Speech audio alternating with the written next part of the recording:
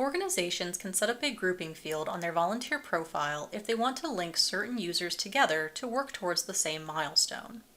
The most common example of this is to create a grouping field so two parents can log hours under separate accounts, but ultimately contribute to one household requirement. To set up a grouping field, go to the Settings page of your organizer dashboard. From here, you can add a new profile field or use an existing one that you've already created. Click the green plus sign next to the field that you want to use to group the families, and then check the box for grouping. Any volunteer that has the same value entered for that profile field will automatically be linked by the system. If volunteers will be self-registering, make sure you use a grouping field that will be intuitive for them to answer and result in a unique value for each family.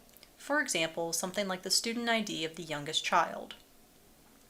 Alternatively, if you prefer to assign the grouping field yourself, you can also check the box for organizer only.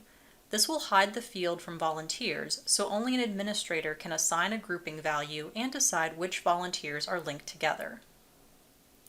When volunteers share the same value for a grouping field, they will appear linked in the milestone summary report. As you can see in this example, now that we've added a grouping field, one of the families has actually completed the requirement now that their hours are being tracked together. From the volunteer perspective, when the volunteer goes to their account, they will also be able to track the progress towards the milestone as a family, even if some of the hours were logged by a different user. Grouping fields make it easy to track a household requirement when hours are being submitted by multiple members of the family.